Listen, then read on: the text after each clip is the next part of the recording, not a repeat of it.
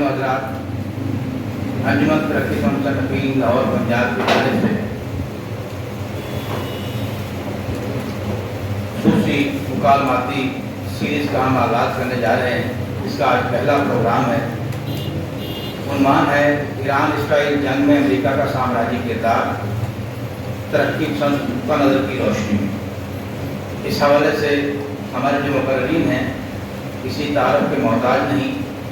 جناب فاروق سہیل گوئندی سیاسی رہنما، ادیب اور انتہائی عمدہ خانہ نگار اور سفر نامہ نگار، اور ساتھ ہمارے موجود ہیں کامرڈ خالد محمود، ہمارے استاد بھی ہیں سیاسی حوالے سے۔ ہم نے ان سے بہت کچھ سیکھا، فاروق صاحب سے بہت کچھ سیکھا، اور ان کی جو کتاب میں ہوں جہاں گھر اس سے بہت کچھ سیکھا۔ اور آج کے اس سیشن کو ماڈریٹ کریں گے جناب عابد عابد۔ ان سے درخواست گزار کو آئیں اور سیشن کو آگے بڑھائیں۔ جناب عابد حسین عابد۔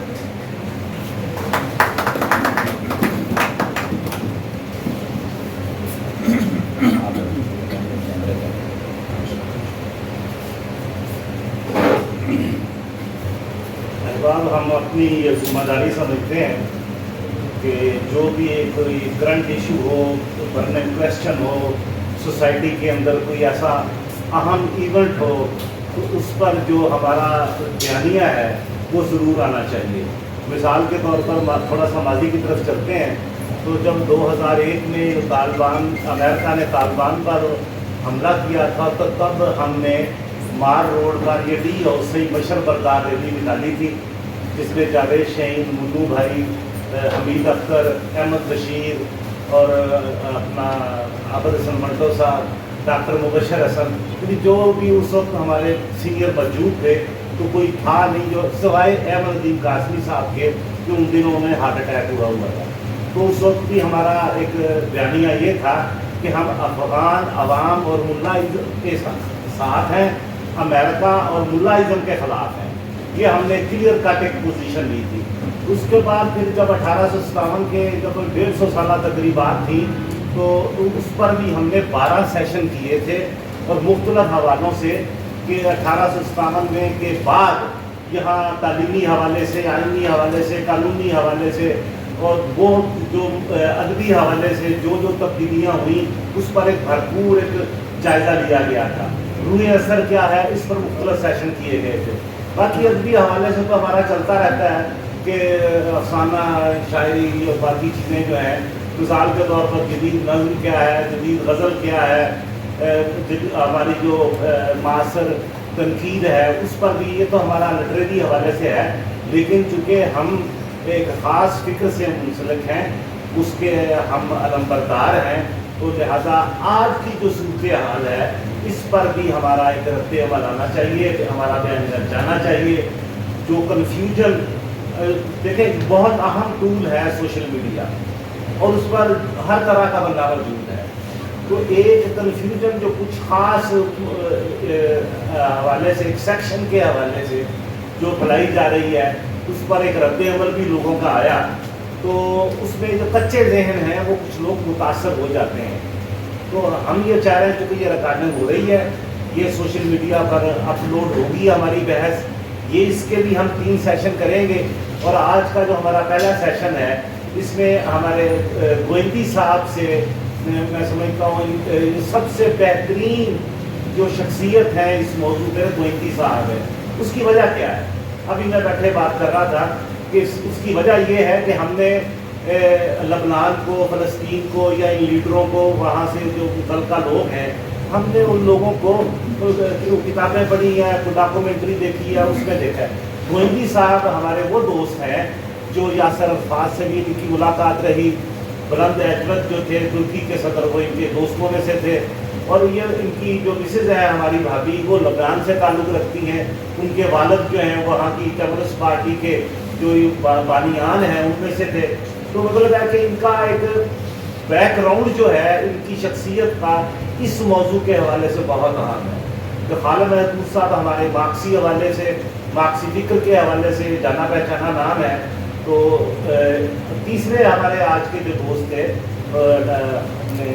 مضبوط کسان پارٹی کے ہمارے ڈاکٹر تیمور رحمان، تو ان کی فیملی میں ڈیتھ ہو گئی تو وہ کراچی میں جانا پڑا۔ اس وجہ سے وہ اگلے سیشن میں شریک ہو جائیں گے. تو میں درخواست کروں گا کہ جب ہم مکالمے کی طرف آئیں, سوال جواب کے سیشن کی طرف, تو اس وقت سنگل ایک سوال ہو, پیرلل کوئی دوست میں اسے بات نہیں کرنے دوں گا, صرف سوال ہوگا تاکہ مکالمہ بن سکے. پیرلل تقریر نہیں کرنی جیسے عموماً ہمارے یہاں رواج ہے کہ یہ میں سمجھتا ہوں انسلٹ ہوتی ہے اس شخصیت کی جسے آپ نے یہاں بلایا, اور اب پیرلل آپ نیکسٹ آ جائیں, لکھ کے لے آئیں. تو یہ ایک تھوڑا سا ہم خیال رکھیں گے ان باتوں کا. تو بغیر ٹائم ضائع کیے سب سے پہلے میں مائک جو ہے وہ گوئندی صاحب کے حوالے کرتا ہوں کہ ہم ایسا کریں گے کہ 10 منٹ گوئندی صاحب بولیں گے, پھر 10 منٹ جو ہے کامریڈ خالد بولیں گے, پھر 10 منٹ کا جو وقفہ ہوگا اس میں ایک ورائٹی بھی آپ کو ملے گی, اور پھر ان کی دونوں دوستوں کی گفتگو میں جو سوالات یہ سمجھتے ہیں ان کا بھی یہ جواب دے سکیں گے. اور بالکل کسی نے بات دل پہ نہیں لینی, ہم مکالمے کے لوگ ہیں, کھل کر مکالمہ کرتے ہیں, اور ہمیں اس بات پہ کوئی اپنی فکر میں ہم بھی باعث ہیں. تو ہماری فکر جو ہے, ہمارے بزرگوں نے متبادل دنیا کا خواب دیا تھا. ہم کہتے تھے کہ یہ دنیا جو ہے یہ اس کو تبدیل کرنے کا خواب ہمارے بڑوں نے دیا تھا. تو آج اس بحث کا آغاز کرتے ہیں. تو جناب گوئندی صاحب. السلام علیکم جناب عابد حسین عابد صاحب, انجمن ترقی پسند صنفین, میرے دوستوں ساتھیوں, والد صاحب پرانے ساتھی ہیں, بہت مہربانی. یہ بڑا برمحل ہے, بلکہ میری بیگم نے جب یہ انویٹیشن صبح صبح ساری مجھے اطلاعات ہوتی ہیں وہ پسند نہیں ہے. یہ کیا ہے؟ میں کہ یہ ہے ویری گڈ, برابو. وہ لوگ لاہم سے ہیں, کیونکہ میں نے ہمیشہ ریما سے جب میری دوستی ہوئی تو ہمیشہ ان سے میں بیروت کی جنگ کا پوچھتا تھا. میں اکثر دوستوں کو کہتا ہوں کہ میرے تو گھر میں یہ جنگیں قسم کی لگی ہوئی ہیں. لوگ مجھے کہتے ہیں یہ ہو گیا, میرے پاس روز کہانیاں آتی ہیں, سیدہ میں آج میں نے گھر چھوڑ دیا, فلاں آدمی نے. وہ میں بیان کرنے جاؤں تو وہ پوری کتاب ہے. خود میں جب اس سے دوستی ہوئی تو میں اس سے یہ پوچھتا تھا کہ آپ سول وار میں آپ نے جوان ہوئی, اسکول پڑھتی تھی, مجھے وہ کہانیاں سناؤ. وہ ایسی خوفناک کہانی ہے کہ یہاں تو شاید ناول بھی نہیں لکھے گئے اس وقت, جیسی وہ سچی کہانی ہے کہ کیسے جنگ میں بھی ہم سائرن بجتا تھا کہ اب اسکول چلے جاؤ. سب سے بڑی بات بھی مجھے یاد ہے کہ 15 سال سول وار رہی, اسرائیل کا قبضہ رہا. یہ میں اس لیے کہہ رہا ہوں کہ یہ بڑی یہ جو ابھی کی جنگ ہے یہ نئی نہیں ہے. تو وہ جنگ بھی میری جو سسٹر ان لا ہے وہ بیروت یونیورسٹی میں ہیڈ آف دا ڈپارٹمنٹ ہے میتھس قوم میں, کہتی ہم ایک دن سبزی لینے جا رہے تھے تو اسرائیلی ہمارے شہر میں گھسے ہوئے تھے, قبضہ کیا ہوا تھا. میں اس لیے بتا رہا ہوں یہ جو تعلق بتایا ہے, کتابوں کے علاوہ کا علم جو ہوتا ہے بڑا اہم ہوتا ہے, مشاہدے کا, تجربے کا. تو چھوٹی بہن اس کی, یہ چھوٹی تھی 10-12 سال 15 سال کی ہوگی, اس سے کم. ایسے اس کی بندوق لگی تو میری بہن نے کہا ہوں, تو مجھے وہ نفرت ہے. پھر مجھے میں اس ریسٹورنٹ کو بھی دیکھا, میری کتاب میں ذکر ہے بھی ایک بیروت کی شاہراہ ہے ہمرا اسٹریٹ, جہاں پہ سارے کیفے ہیں, جہاں پہ جارج حباش اور یہ سارے لوگ بیٹھتے تھے, یاسر فیصل بھی کہیں بھی آتے تھے. تو وہاں پہ اسی طرح ایک شخص خالد اللہ ان کا نام ہے, خالد آگے نام بول رہا ہوں جو فیملی نیم ہے, وہ سینئر سوشلسٹ پارٹی کا تھا. اس نے دیکھا کہ اسرائیلی گھس آئے ہیں تو اس نے بندوق اٹھائی اسی کی اور اس کو وہیں پہ قتل کر دیا, اور پھر اس کو سزائے موت دی. اسرائیلیوں نے اس کو پکڑ لیا. میرے دوست ہیں, آپ سن کے حیران ہوں گے, میں نے بھی کل پرسوں روز فون کرتا ہوں. میں نے کہا آپ کیسے کہ اچھا میرے لیے نئی چیزیں نہیں ہیں, میں اس وقت بھی ان کے ساتھ تھا. یہ بات کروں میں 84 کی جب اسرائیل وہاں گیا, میں نے کہا آغا ندیم آپ نے کیسے فیصلہ کیا؟ تو میں کہتے ہیں میں کابل میں تھا تو مجھے ایک دن مرتضیٰ بھٹو نے کہا کون جائے گا اسرائیل لیبنان میں جنگ لڑنے, اسرائیل کا قبضہ ہو گیا. میں اس لیے کہہ رہے کہ یہ ہمارے ساتھ بیتی ہوئی لوگوں میں سے جو ہے, میں ان میں سے ہوں. تو میں پھر اسرائیل کے خلاف لڑا 3 مہینے. اور میں کہا کیا کھاتے تھے؟ کہا تھا بند ملتے سنگت نو چوک کے, ہم کھنڈروں میں رہتے تھے. میں کہا میری سستا کاری ہونا تھا. تو پھر اس نے کہا کہ ایسے جب وہ 3 مہینے میں لڑا تو اس کے بعد ہم بیٹھے تھے, کوئی مراکش کا تھا جو فریڈم فائٹر لیفٹ کے لوگ ہوتے تھے. تو یہ جو آج کل پاکستان میں لبرل ہے, اس لیے ان کے لیے میں بتا رہا ہوں. तो फिर एकदम देखा तो उनका वो आ रहा है अबू अमार, देखा तो Yasir Arfat, well done you are from Pakistan, Ali Bhutto party. तो ये मैं ताल्लुक इसलिए बता रहा हूँ कि इस जंगों को अगर आप गौर से देखें तो 1917 में ऑटोमन एम्पायर तोड़ने के बाद ब्रिटिश इंपीरियलिज्म ने और फिर अमेरिकन इंपीरियलिज्म ने जंगों का एक साइकिल बनाया हुआ है। आज आप बैठें तो 1917 से 1942 तक आप सारी देखें तो एक साइकिल ऑफ वॉर है। और बैरूत जो थी ये मिडल ईस्ट की पोर्ट थी, आपको याद है आपकी PIA भी जाती थी वाया बैरूत। बैरूत को पेरिस को फैशन के लिए नहीं कहा जाता, उसकी जदीद रोशन ख्याली पूरे मिडल ईस्ट की जो पोर्ट थी सऊदी अरब तक जो माल जाता था वहाँ से जाता था। फिर वहाँ पे सिविल वॉर हुई, वो एक अलग कहानी है। और फिर उसी बैरूत में मैं जवान था, मुझे अभी तक याद है जब अमेरिकन एम्बेसी पे हमला हुआ और एक फीमेल सुसाइडर ने हमला किया अमेरिकन एम्बेसी में। तो ये बड़ी लंबी तारीख है। अब आता हूँ मैं मुख्तसर कि ये जो 2006 में हिजबुल्लाह पर हमला हुआ, ये जंगें नहीं हैं, ये हमले हैं। इसराइल ने हमला किया लेबनान पर और उसको मकावा क्या कहते हैं अरबी में, मज़ाहमत को। तो हिजबुल्लाह बनी सिविल वॉर के दिनों में, उन्हीं दिनों ईरान में इंकलाब आया, वहाँ पे अमल पार्टी थी शियों की। अच्छा, अब आपको मैं ये बता दूं कि जो शिया हैं ईरान के लेबनान के ओप्रेस्ड लोग हैं, ये किसान हैं सारे, और वहाँ पर उनके इत्तेहादी कौन हैं? क्रिश्चियंस। अब ये पाकिस्तानियों को ये सुनकर बड़ी हैरानगी होगी कि शिया और क्रिश्चियन ये इत्तेहाद हो। और पहले अमल पार्टी होती थी, फिर एक इनके लीडर थे वो गुम हो गए, लीबिया में कहीं गए, उनका नाम है मूसा क्या मूसा सदर, वो थे। उसके बाद फिर हिजबुल्लाह एक रेजिस्टेंस फोर्स बनी। हिजबुल्लाह ने कभी टेररिज्म नहीं किया, हिजबुल्लाह ने कभी बच्चे नहीं मारे, कभी बम ब्लास्ट नहीं किए, उसने कभी कोई ऐसी दुनिया में कोई हरकत अपने मुल्क और इर्द गिर्द कोई जाके इसराइल में भी बम ब्लास्ट नहीं किया। ये बड़ी अहम बातें हैं।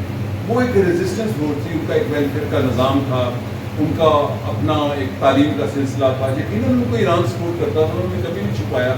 यहाँ भी तो डोनर एजेंसी US एड वगैरह होती है ना, तो वो तो खुलेआम एक सपोर्ट थी। तो जो 2006 की हिजबुल्लाह वार थी, दैट वाज वेरी सिग्निफिकेंट। 2006 में इसराइल फिर घुस आया, दाखिल हो गया लेबनान में, और जो हिजबुल्लाह ने रेजिस्टेंस की, चूँकि वहाँ लेबनान की फौज नहीं है, तो उस रेजिस्टेंस के बाद इसराइलियों ने ऑफिशियली एडमिट कर लिया, उनके वज़ीर दफ़ा ने, आप इंटरनेट पर पढ़े, उनका जो सबसे बड़ा टैंक था वो उस टैंक की शिकस्त हुई। सबसे जदीद टैंक है, मीर कावास का नाम है। तो ये बहुत बड़ी, मतलब उसका बड़ा हथियार था, चूँकि ज़मीनी जंग थी, आसमान से भी ड्रोन पहली दफ़ा इस्तेमाल हुआ। और उस जंग के बाद इसराइल ने उसको एक्सेप्ट किया, जो मैं इस जंग को जानता हूँ, कि हमारी मिलिटरीली शिकस्त हो गई। उसके बाद आप देखें कि 2010 से 2020 तक ईरान के 5 न्यूक्लियर साइंटिस्ट मारे, और वो सारे असैसिन किए इसराइली मुसैद ने। उसके बाद जो इसराइलियों ने रीच किया, वो यानी कि घुसे उनके इंटेलिजेंस निज़ाम में ईरान की, और जो रेजिस्टेंस मूवमेंट थी, जो सीरिया, जिसमें चूँकि सीरिया का भी कसूर ये कि फ़लस्तीनियों के हमायती थे। अब वो जो साइंटिस्ट 2020 में अबुल हसन फखरीज़ादे को मारा गया नवंबर 20 में, कि वहाँ पर एक गन स्मगल की गई, वहाँ पर एक कैमरा स्मगल किया गया, वहाँ पर एक गाड़ी स्मगल की गई, वहीं से ली, उसको सेटेलाइट से उस कैमरे को, उस गन को अमरीकियों ने तेहरान, इसराइलियों ने तेहरान के बाहर कंट्रोल किया, और उस कैमरे ने देखा, ये सबसे बड़े साइंटिस्ट थे, कि वो आ रहे हैं, और उसको वहीं पे शहीद कर दिया, और उसके बाद वहीं पे ब्लास्ट कर दिया। यानी कि टेक्नोलॉजी और इंटेलिजेंस उनकी वार का हिस्सा थी। जंगें जितनी भी होती हैं वो ज़मीनी जंगें हैं। आज भी जब अभी जंग हुई 1.5 साल पहले, जब हिजबुल्लाह और या लेबनान पर इसराइल ने हमला किया, तो पूरा लेबनान ये कह रहा था, अब लेबनान में इसराइलियों को कॉकरोच कहते हैं। मेरी बीवी हिजबुल्लाह की हमायती नहीं है, मेरी बीवी वोट डालती है रफ़ीक हरेरी को। ये मैं इसलिए बता रहा हूँ कि वो कोई हिजबुल्लाह की मेंबर नहीं है, वो उसके वालिद साहब जो थे मेरे ससुर कामिल अब्दुल्ला, उनका गांव ख़याम है, जो कि वो इसराइल नहीं कहते, वो इसको फ़लस्तीन कहते हैं। मैंने जब बॉर्डर पे जाता हूँ तो मैं कहता सामने इसराइल है सेटलमेंट है, नो دیٹ از پیلسٹائن. وہ کوئی حجاب والی ہو, شیعہ ہو یا کرسچن ہو, وہ اس کو ایکسیپٹ نہیں کرتے. جو لوگ ایڈورڈ سعید کو پڑھ کے پاکستان میں لبرل جیسے ابھی حمایت کر رہے تھے کہ امریکی بمبوں سے کوئی روشن خیالی آئے گی, ان کے لیے میں حیرانگی ہے میرے لیے. تو وہ سوشلسٹ پارٹی ہے آج بھی, پروگریسو سوشلسٹ پارٹی, وہ کمال جملات کے ساتھ فاؤنڈر تھے. میں اس لیے بتا رہا ہوں, میری بیوی جب بات ہوتی ہے وہ اپوز کرتی ہے ود ان لیبنان حزب اللہ کو کہ میں اس کی ووٹر نہیں ہوں, لیکن جب بات ریزسٹنس کی آتی ہے تو ہماری ایک ہی ریزسٹنس فورس ہے, وہ حزب اللہ ہے.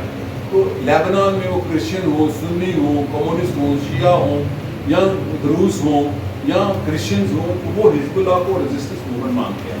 لہٰذا اسرائیل کا, یہ آپ کو سب کو پتہ ہے, اسرائیل نے جو خوفناک کام کیا ہے وہ ایران کی اندر, اس کی ریاست کے اندر, حکومت کے اندر, سماج کے اندر اور اس طرح لیبنان کے اندر اس جگہوں پہ شکست دی. اور اس میں سب سے اہم خوفناک شکست جو تھی, یہ دیکھیں شکستیں ہیں, اور وہ شکست ہے شام کی. بشار الاسد کا جانا, جولانی جو ایک دن تک جولانی تھا, دوسرے دن اس نے سوٹ اور ٹائی پہنا. میں نے وہ سین دیکھا, 8 منٹ کا پہلا انٹری کوٹ پہنتے آ رہا ہے بشار الاسد کے پیلس میں. وہ اب احمد شرح بن گیا. اور اس کے بعد اسرائیل نے کہا گولان بھی ہمارا. اچھا یہ بھی بتا دوں, گولان سیریا کا نہیں ہے, لیبنیز کہتے ہیں گولان ہمارا ہے, ان کا ان سے بھی ایک اختلاف ہے, اور یہ صحیح بات ہے. تو انہوں نے جو سیریا گرا, اگر آپ کرونالوجیکلی دیکھیں تو اس جنگ کی بڑے اہم ہیں. سب سے پہلے آرمینیا میں جو آذربائیجان نے جنگ کی اور آرمینیا سے نکورو کاراباغ کا علاقہ لے لیا. آرمینیا اور روس کا ایک ایگریمنٹ ہے, اس کو ڈیفینس ایگریمنٹ ہے, جس کی انٹرنیشنل سطح پہ ایک ریکگنیشن ہے کہ جب آپ کے ملک پر حملہ ہوگا تو ہمارے جو فوجی ہیں, چونکہ وہ بیسز ہیں آج بھی آرمینیا میں, تو وہ آپ کو سپورٹ کریں گے. لیکن رشیا نے سپورٹ نہیں کیا, وہاں پہ رشیا خاموش رہا. خود آرمینین پارلیمنٹ نے کہا کہ ہم آپ پر, آپ کو انٹرنیشنل کورٹ آف جسٹس میں لے کے جائیں گے. آپ نے مدد کی, کیوں کہ روس کی خود بقا یوکرین پر ہے, وہ یوکرین پر اس سینس میں حملہ ور نہیں ہے. چونکہ 85 میں گورباچوف کے ساتھ ایک وربل ایگریمنٹ ہوا تھا جب جرمنی کی برلن وار گری کہ نیٹو ایکسپینڈ نہیں کرے گا, جرمنی سے آگے نہیں جائے گا. اب نیٹو فن لینڈ تک آنا چاہ رہا ہے, یوکرین تک آنا چاہ رہا ہے, سویڈن کو لا رہا ہے اور دوسری بالٹک سٹیٹس کو لا رہا ہے. تو اس نے بلیک سی, اب بلیک سی ایک لاک سٹی ہے, سی ہے, اور اس کا رستہ باسفورس سے جاتا ہے پھر بحیرہ روم تک. تو اس نے اپنا ایک دفاع کرنا تھا, ایک ریجنل پاور ہے. آرمینیا میں چھپ رہا اور اس کے چند دن بعد, 3 ہفتے بعد حماس کا حملہ ہوتا ہے اور اس کے بعد پھر اسرائیل کا حملہ. اب یہاں سوال ہیں بڑے چھوٹے چھوٹے. اسرائیلی انٹیلیجنس جو یہ تلاش کر لیتی ہے کہ آیت اللہ خامنائی کون سے بنکر میں ہیں یا کون سے گھر میں ہیں, ان کو یہ بھی پتا ہے کہ ہمارے ہاسٹیجز جو ابھی تک ہیں وہ کون سی جگہ پہ ہیں, وہ ان کو رہا نہیں کراتے, کیوں نہیں کراتے. یہ ایک بڑی کمپلیکیٹڈ جنگ ہے. اسرائیل کا جو وزیر سیکیورٹی ہے, میں اس کو وزیر جارے کہتا ہوں, اعتمار. آپ ابھی گوگل کھولیں, میں نے اپنے سوشل میڈیا پہ آج اس کی پوسٹ کی ہے. وہ زائنسٹ ریلیجس پارٹی کا لیڈر ہے. وزیر سیکیورٹی, نیشنل سیکیورٹی کا مطلب ہے وزیر جارحیت, جو جارے ہے سارے اسٹریٹجی کا. تو جو انٹیلیجنس کا نیٹ ورک توڑا, آپ نے دیکھا کیسے پیجر اور جو واکی ٹاکی تھی حزب اللہ کی, اور پھر حسن نصر اللہ کو انہوں نے 14 منزلیں نیچے زمین میں جا کے ان کو بنکر پہ مارا, ان کو شہید کیا. تو یہ جو ریزسٹنس فورس تھی پوری اس خطے میں, ایک پورا حصار تھا. لیبنان اور سیریا بڑا امپورٹنٹ تھا.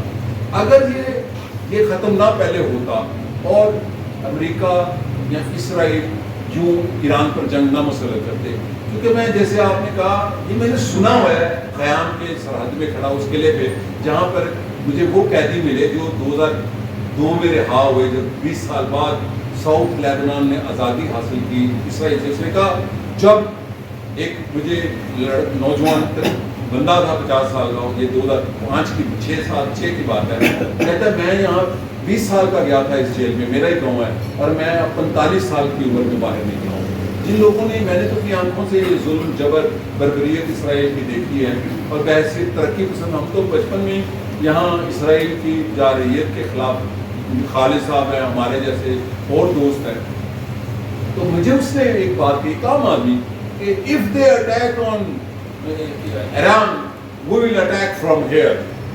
اب انہوں نے وہی ریزسٹنس توڑی ہے پہلے لیبنان میں توڑی ہے، پھر سیریا میں توڑی ہے، اور اس کے بعد ریچ کیا ہے اس کی ٹیکنیک. اچھا میں ایران بہت دفعہ گیا ہوں، میرا ایران اتنا ہی موضوع ہے جتنا ترکی، تھوڑا کم ہوگا. پہلی دفعہ ایران 83 میں گیا میں اتفاق سے جو ان کے تھے آیت اللہ کیا نام ہے ان کا جو صدر ہوئے، ان کا مہمان بھی تھا وزارت شاہد اسلامی جنہوں نے بنائی محمد خاتمی کا. یہ اس وقت وزارت شاہد اسلامی کے وزیر تھے جس نے اسلامائزیشن کی پھر ایران کے صدر بنے. تو اب ایران کی پالیٹکس کو میرا بچپن سے پڑھنے کا اس لیے شوق تھا کہ میں ایران کے انقلاب کا حامی تھا، اور ایران کے انقلاب میں 5-6 طبقے تھے. پہلا ایک طبقہ تھا مدرسے کا، اور مدرسے میں 2 طبقے تھے. ایک جو ولایت فقیہ کا حامی تھا، جیسے آپ نے کہا مکالمہ ہے، تو ہم مکالمہ کرنے آئے ہیں، ہم کسی طرفدار نہیں ہوں، میں بنیادی طور پر ایرانی عوام کے ساتھ ہوں، وہ کوئی بھی ہو. مدرسے میں 2 طبقے تھے. ایک طبقہ تھا جو ولایت فقیہ کا حامی تھا، ایک طبقہ تھا جو ولایت فقیہ کا حامی نہیں تھا. دوسری جو جدوجہد کرنے والوں میں بڑا طبقہ تھا وہ MKO کا تھا، مجاہدین خلق آرگنائزیشن، جو پہلے فدائین کہلاتے تھے، پھر مجاہدین جو آج بھی ایک بڑی تنظیم ہے. اور اس کو مسعود رجاوی ان کے لیڈر تھے. وہ کہتے ہیں کہ مس پلیس ہوئے ہیں، کچھ کہتے ہیں مر گئے ہیں، لیکن میرا یہ یقین ہے وہ مس پلیس ہوئے ہیں، کیونکہ جب عراق میں امریکی فوجیں آئیں تو وہ عراق چھوڑ کر انہوں نے عام اسٹرگل ختم کر دی، اور وہ بن گئے اب البانیہ میں ان کا ہیڈ کوارٹر ہے. یہ مڈل کلاس ایرانیوں کی سوشلسٹ لیفٹسٹ یا سوشل ڈیموکریٹک ریڈیکل تھاٹس کی موومنٹ ہے. دوسرا تھا تودے پارٹی جو دنیا کی ایک بڑی کمیونسٹ پارٹی تھی. چوتھے تھے نیشنلسٹ. یہ 4 اسکول آف تھاٹ تھے. اور انقلاب کے بعد پھر جو ولایت فقیہ والے ہیں ان کی ڈومینیشن ہوگی. اب یہاں ہمارے ملک میں میں اس لیے کہ سوالوں میں آپ بے شک پوچھ لیجیے گا، میں چونکہ 10-12 منٹ ہے میرے پاس صرف. ہمارے ملک میں ایک طبقہ ہے جو جیسے آپ نے بیان کیا، جو امریکی بمبوں کی بارش سے روشن خیالی کی برسات دیکھنا چاہتا ہے. اور میں بڑا حیران ہوں کہ وہ لوگ امریکی سامراج کو روشن خیالی کا سرچشمہ سمجھتے ہیں. میں یہ پوچھنا چاہتا ہوں پاکستانی لبرل، یہ پاکستان کے لبرل دنیا کے لبرل سے بالکل مختلف نسل کے ہیں، یہ کوئی خاص ہی نسل ہے. دنیا میں جہاں جہاں امریکہ نے جنگ کی ہے، حملہ کیا ہے، وہ لیبیا ہو، وہ عراق ہو، وہ شام ہو، وہ افغانستان ہو، وہاں پہ بنیاد پرستی نے فروغ پایا ہے. انہوں نے دنیا میں بنیاد پرست فنڈامنٹلسٹ مسلح آرگنائزیشنز کو مسلح کیا ہے. اور امریکی اس جنگ کو پوسٹ کولڈ وار میں آپ نہیں سمجھ سکتے اگر آپ بوسنیا کی جنگ سے آغاز نہیں کرتے. وہ بہت اہم ہے. میری ہائر اسٹڈی پیس اسٹڈیز میں ہے، میں اس کا کبھی ذکر نہیں کرتا. آج کل مجھے بڑے بڑے لوگ پیس پڑھانے آتے ہیں، اور میں اسکالرشپ پر پیس پڑھا ہوا ہوں. اور پہلے میرا ہوا تھا وہ شارٹ کورس، پھر میری ہائر اسٹڈی جس کو امریکہ سے دنیا کا سب سے بڑا پیس انسٹیٹیوشن یونیورسٹی ہے، تو میرا سبجیکٹ ہی بوسنیا تھا. آئی واز ویری مچ پرو بوسنینس. پاکستانیوں کی طرح مسلمان ہیں، ظلم ہو رہا ہے، جنوسائیڈ ہے، عورتوں کے ساتھ ریپ ہوا. اس وجہ سے پڑھنے کے بعد میں نے جب بوسنیا کو پڑھا تو میں حیران ہوا کہ امریکیوں نے ایک کمال سازش کی کہ بوسنینس کو سربس کے ہاتھوں مارنے کا موقع دیا. جب سربس نے ان کا جینوسائیڈ کیا، ریپ کیا، حملہ کر لیا، دین دے اٹیک. یہ بڑا اہم ہے، خالد صاحب کو پتہ ہے ان واقعات کا. دنیا میں جنگ عظیم 2 کے بعد اور نیٹو نے پہلی مرتبہ کوئی جنگ کی یورپ میں، جنگ عظیم کے بعد امریکہ نے حملہ کیا سربیا کو. کیونکہ مارشل ٹیٹو کا جو سربیا ہے، آج بھی مارشل ٹیٹو پاپولر ہے. سربیا پہ میں کتاب لکھنے کے لیے بار بار جا رہا ہوں، بار بار ایک کتاب لکھنا چاہ رہا ہوں، تو اس کے لیے سفر کرتا ہوں. وہ اتنا پاپولر ہے مارشل ٹیٹو. اور سوشلزم کہیں میں نے پاپولر دیکھا ہے فارمر سوویت اسٹیٹ یا سوشلسٹ کنٹری میں، تو سربیا میں.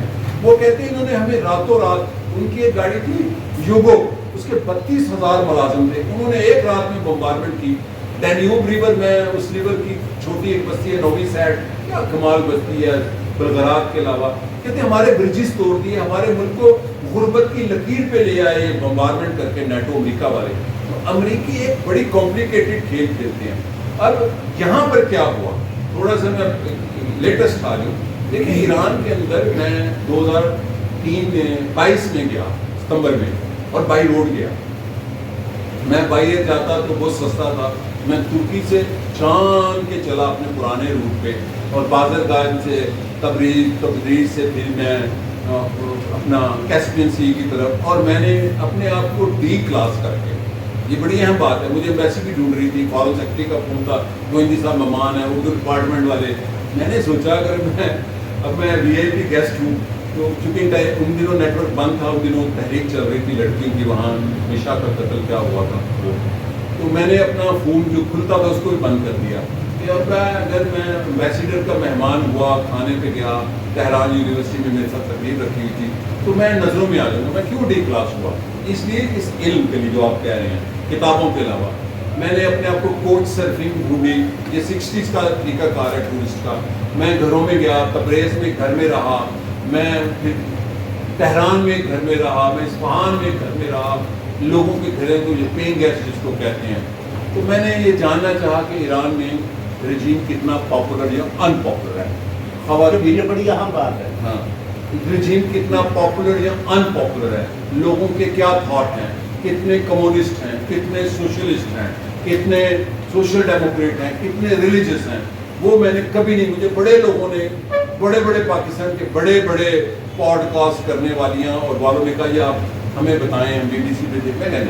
میں نامہ نگار نہیں ہوں, میں لکھاری اور محقق ہوں. میں اپنی کوئی بھی کتاب لکھوں گا, ابھی اس کا وقت نہیں ہے. وہ میں نے سارا اپنا ڈیٹا لکھا, اور میرے لیے مشکل وقت تھا, اور میں نے ڈی کلاس ہو کے جو دیکھا وہ ایران آپ گیسٹ کے طور پہ. میرے دوست ہیں آیت اللہ جو مکارم شرازی, آیت اللہ ہیں, میرے دوست ہیں.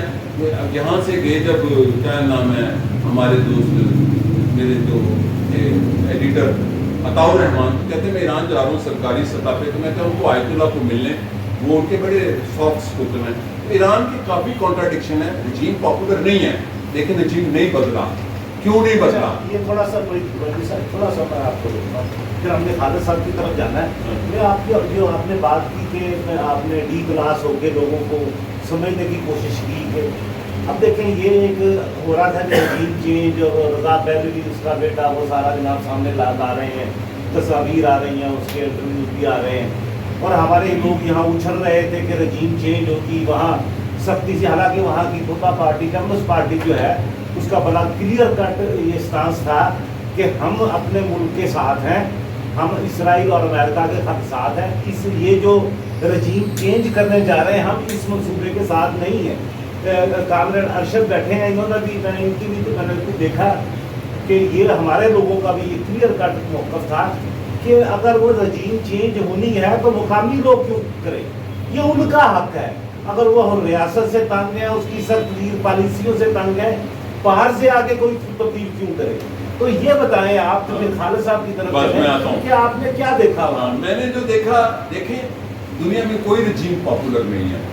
وہ ڈیموکریٹک رجیم ہو, ٹرمپ کا ہو, وہ مودی کا ہو, یہ تو نہیں ہوتا کہ پوری قوم اس کی. لیکن میرا رابطہ تھا, میں نے گروپ میں صرف ایک دن ایک ایرانی دوست کا میسیج شیئر کیا. میں نہیں کرتا, امانت ہوتی ہے یہ چیزیں. ایرانی قوم کی جو سب سے بڑی طاقت تھی وہ ان کا شعوری طور پر بلند ہونا ہے. وہ عراقی نہیں تھے, اور وہ لیبیا کی طرح ٹرائبل نہیں تھے. لیبین لوگ بڑے ٹرائبل ہیں. وہ تودے پارٹی ہو, ایم کے ہو, مدرسہ ہو, ملا ہو, اس جنگ میں وہ کٹھے ہوئے ہیں.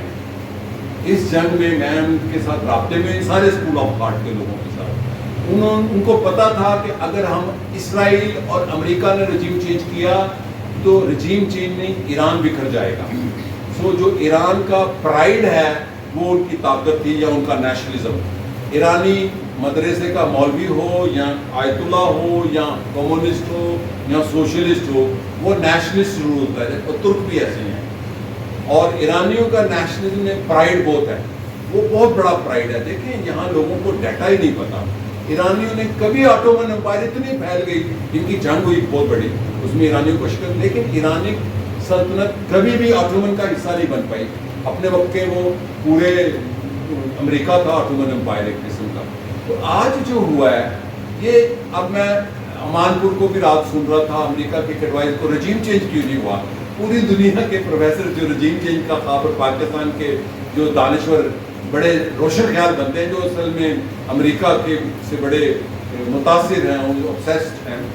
رجیم چینج ایسے ایرانی عوام نہیں ہونے دیں گے. رجیم چینج وہ اپنی مرضی سے کریں گے، وہ ان کا اپنا حق ہے. ایرانی عوام نے یہ میں اس کو کریڈٹ عوامی عوام کا دوں گا، ایرانی عوام کا، کہ وہ کمیونسٹ ہیں. وہاں پہ بہت بڑی موومنٹ ہے، سب سے بڑی موومنٹ کمیونسٹ اور دو سے زیادہ افیکٹنگ اس پر مجاہدین خلق ہیں جو سوشلسٹ ہیں. کیونکہ ایران میں اربنائزیشن اب زیادہ ہے، رورل ایریا سے زیادہ آبادی شہروں میں رہتی ہے. تہران ہی میں ہے، اس کا کوئی 2-2.5 کروڑ لوگ رہتے ہیں 9 کروڑ میں سے. تو ایم کیو ویری پاپولر، دوسرے ریلیجس پاپولر ہے. یہ رجیم تو فی الحال بڑا اسٹرانگ ہوا ہے، عارضی طور پر کہہ لیں یا مستقل. لیکن ایرانی عوام نے، ایران کی انٹیلیجنشیا نے یہ لیسن سیکھا ہے لیبیا سے، سیریا سے، عراق سے، کہ ہم امریکی رجیم چینج نہیں چاہیں گے. اور امریکی بھی نہیں چاہتے، یہ بھی میں بتا دوں. اسرائیل بہت کین تھا، جو میرا پرسپیکٹیو ہے. اسی لیے شرط کال دی ہے اس نے، ٹرمپ نے کل بی بی کو، نیتن یاہو کو، کہ شرط تم نے کیا کر دیا. کیونکہ ایران کے پاس کوئی اتنی بڑی طاقت نہیں تھی، کوئی خفیہ. اس کے پاس جو مسائل تھے، اس کے پاس ایئر ڈیفینس کوئی نہیں ہے، ختم ہو چکا ہے. لیکن اسرائیل پہ ننگے پنڈے میں جھمکا مارے تو ایک لگے تھے دوجا. اسرائیل پہ جو میزائل گرے ہیں نا، وہ اسرائیل زائنسٹ اسٹیٹ کے قیام کے بعد پہلی دفعہ ہوا ہے کہ میزائل تل ابیب اور دوسرے شہروں میں جا کے گرے ہیں. یہ اسرائیل کی ہسٹری میں نہیں ہوا. اور ایران جو تھا 9 کروڑ کی آبادی میں، امریکی کیوں نہیں فوج لے کے گئے عراق کی طرف؟ امریکی تو اسرائیلی تو لیبنان میں نہیں گئے، جو میں نے بھی کہا 1.5 سال پہلے کہ لیبنان یہ چاہتا تھا حزب اللہ کہ آپ ہمارے پہ حملہ کریں نیچے سے. اور انہوں نے بریچ کر کے انٹیلیجنس نیٹ ورک توڑ کے اس لیبنان کو کمزور کیا. میرا خیال اس کو اگر انٹلیکچولی میں ڈیفائن کروں تو ایرانی عوام کا جو شعور ہے وہ بہت بلند ہے. میں ایک لڑکے کو ملا، نام کیا ہے اس کا، ہی واز ویری ینگ گائے. میں نے کہا کیا ہے احمد علی، آپ فلاسفی کہتے ہیں، ہم کمیونسٹ. میں کیا کرتے ہو؟ کہتا ہے میں فلم پڑھتا ہوں، میں ڈرامہ پڑھتا ہوں. اور اس کے ساتھ جو گفتگو تھی وہ یہاں کا اسکالر بھی نہیں کر سکتا، جو میں نے ایرانیوں کو دیکھا. یہ میں وہ کہہ رہا ہوں جو حکومت کے ساتھ نہیں ہے. تو ایرانی عوام کا جو شعور ہے، ترک شعور کچھ بھی نہیں ہے ان کے سامنے. جو فکری، سماجی، سیاسی، عالمی شعور ہے. اور ایک بحث اور بھی چل رہی ہے، ذرا وہ بھی بتا دوں. دنیا میں سب سے زیادہ جو پڑھے جانے والی نیوکلیر سائنس ہے، نیوکلیر فزکس، وہ ایرانی نوجوان پڑھتے ہیں. اس کو امریکیوں کو بڑی ہے. اب یہ بحث ہے کہ آپ نے 15 ہمارے سائنٹسٹ مار دیے، اگر بم تباہ ہو گیا. اگر کہہ رہے ہیں کہ 150 ہیں ہمارے پاس. ہاں نہیں، 150 تو وہ ہے جو لیڈنگ ہے، باقی جو 1000 2-4 ہزار اور اسٹوڈنٹ ہیں. تو ایرانی عوام ایک بڑے مشکل دور سے گزر ہیں بڑا، لیکن انہوں نے کامیابی سے، میری نظر میں اس کو اپنے الفاظ میں کہتا ہوں، ایرانیوں کو اگر فتح نہیں ہوئی تو شکست بھی نہیں ہوئی. جی، اور اسرائیل کو فتح نہیں ہوئی پر ہوئی شکست ہے. آپ کی طرف دوبارہ آتے ہیں. گوئندی صاحب کی گفتگو میں کافی انفارمیشن تھی، کیونکہ یہ میں نے کہا تھا، کیونکہ یہ فرسٹ ایکسپیرینس جو ہے نا، آپ کا مشاہدہ جو ہے وہاں جا کے وہ اور طرح کا ہے. آپ لوگوں سے ملتے ہیں، بات کرتے ہیں، آپ کو اندازہ ہوتا ہے.